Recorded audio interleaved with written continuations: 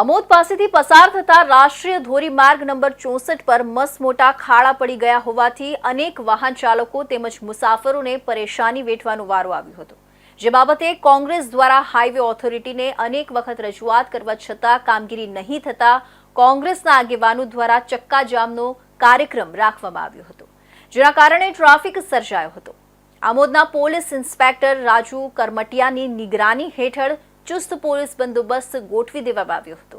આમોદ તાલુકા કોંગ્રેસ પ્રમુખ નરેન્દ્ર પટેલ ઉર્ફે કાઝી તેમજ જંબુસર વિધાનસભા યુથ કોંગ્રેસના પ્રમુખ કેતન મકવાણાની આગેવાની હેઠળ માજી ધારાસભ્ય સંજયસિંહ સોલંકી, આમોદ પાલિકાના માજી પ્રમુખ સાજીદ રાણા સહિતના આગેવાનો સાથે નેશનલ હાઈવે નંબર 64 ઉપર ખાડામાં બેસી ચક્કાજામ કરવામાં આવ્યું હતું અને હાય હાયના નારા લગાવવામાં આવ્યા હતા।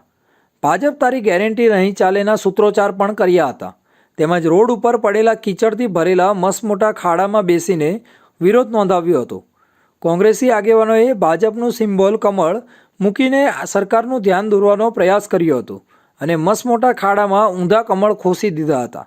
નેશનલ હાઈવે નંબર 64 પર ચક્કાજામ થતાં પોલીસે આમોદ તાલુકાના કોંગ્રેસ પ્રમુખ નરેન્દ્ર પટેલ ઉર્ફે કાઝી, જંબુસર વિધાનસભા યુથ કોંગ્રેસ પ્રમુખ કેતન મકવાણા, આમોદ પાલિકાના માજી પ્રમુખ સાજીદ રાણા, નગરપાલિકા સદસ્ય ઉમેશ પંડ્યા, દુલભા મલેક, મણીલાલ પ્રજાપતિ, ગુલામ ખત્રી, રજનીકાંત પરમાર સહિત 12 આગેવાનોને ડિટેન કર્યા હતા।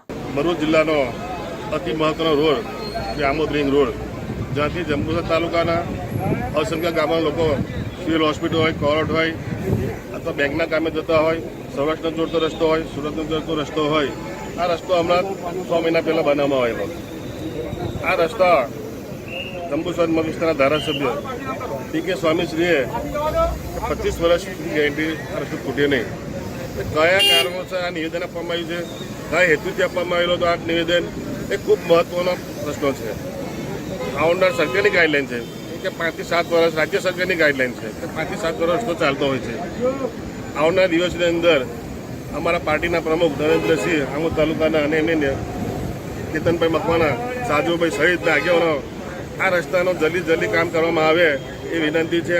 આવતીકાલે તો નહીં પણ થોડા દિવસની અંદર વરસાદ સુકાય તાકીદે એને કામ કરવા આવે એ અમારી રાજ્ય સરકારને, તમારી સરકારને અમારી વિનંતી છે।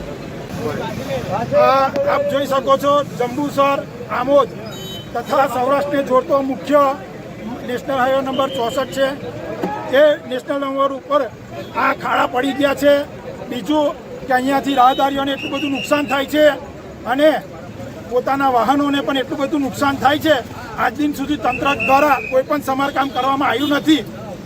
ઉપરાંત અહીંના સ્થાનિક સાંસદ સભ્ય તે બી વિકાસના બનગા ફૂંકા કરે છે, તેમને બી કશું કોઈ આ 2 દિવસ પર આ રોડ પરથી ગયા હતા પણ એમને કોઈ પણ પ્રકારનું ધ્યાન તથા તંત્રનું કોઈ પણ પ્રકારનું ધ્યાન દોર્યું નથી। બીજું, સ્થાનિક ધારાસભ્ય જે 25 વર્ષની ગેરંટી આપી હતી, પહેલી તો એ જ વાત, એમની 5 વર્ષની ગેરંટી નહીં તો 25 વર્ષની રોડની ગેરંટી કેવી રીતના આપી? તો અમે તંત્રને કહેવા માંગીએ છીએ, જો આ તાકીદે આ રોડનું સમારકામ કરવામાં નહીં થાય તો આવતીકાલે પાડવા અને તગારા લઈને અમે જાતે સમારકામ કરીશું। મીડિયા સાથેની વાતચીતમાં કોંગ્રેસના પૂર્વ ધારાસભ્ય સંજયસિંહ સોલંકીએ જણાવ્યું હતું કે રાજ્ય સરકારની ગાઈડલાઈન છે કે 5 થી 6 વર્ષ રોડ ચાલતો હોય છે, ત્યારે ધારાસભ્ય ડી.કે. સ્વામીએ 25 વર્ષની ગેરંટીવાળું નિવેદન કયા હેતુસર આપવામાં આવ્યું છે અને કોના કહેવાથી આપવામાં આવ્યું છે તે મહત્વનો પ્રશ્ન છે। આવનાર સમયમાં વરસાદ રહે ત્યારે વહેલી તકે રોડનું સમારકામ થાય તેવી અમારી માંગણી છે।